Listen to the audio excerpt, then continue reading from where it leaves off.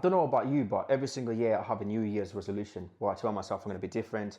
I'll do something different. I'll start the gym. Maybe I might eat healthier. Yet after a few months, I go back to the old version of myself. I did reflect on this recently, and I realized a few years ago, for example, me and my mates decided to start a podcast where we thought it was going to be the best podcast ever. We're going to get Richard Branson and all these amazing minds to come and speak on the podcast. Yet after only 11 episodes, we crashed and burned and couldn't do it anymore. And then after that, we were like, okay, let's start a car business. Maybe this is going to work. We sold one car, crashed and burned, and didn't do it again. Now, here I am again, trying to start a YouTube channel. Hopefully I don't crash and burn.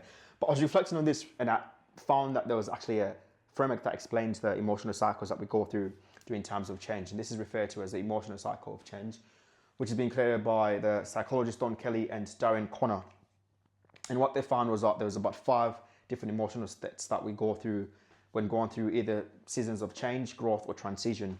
The first one being the uninformed optimism, where you think, oh wow, I'm going to start a podcast, for example. I'm going to start a YouTube channel, it's going to be amazing. And then as time progresses on, you reach what we call the uninformed optimism, or uninformed rather, pessimism stage, where you're like, oh my God, this is hard. Oh my God, I have to edit this video. I have to put all this thing together. It's not as easy as I thought it was going to be.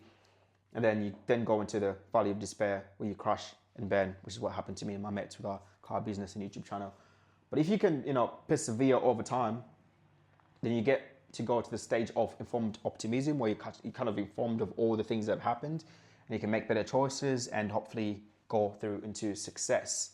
What usually ends up happening with most people, as has happened to me and my mates so many times, is you go through this cycle over and over again, and at the top, you kind of are chasing that informed optimism with the next new thing, like, oh, YouTube channel fails. Oh, we're going to go into, car business fails, or we're going to go into this, and go into that, which is actually referred to as shiny object syndrome.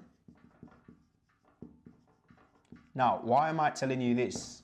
Why is it, important? Well, it's important because before you go on any journey of either change, growth, or transition, you can kind of map this out and think about everything before it happens. One thing that you should remember is that your problem always equals to your opportunity. So for example, if you're stuck with your uninformed pessimism or informed pessimism there, this problem here presents you an opportunity to figure out what you could do different, how you can improve. And if you stick through the process, you will finally find yourself succeeding and achieving what you want to achieve. So this is the message to the 18-year-old version of myself. In the words of Stephen Bartlett, I hope no one else is listening. But if you are, please keep this to yourself. Share, like, comment, subscribe. Let's get it.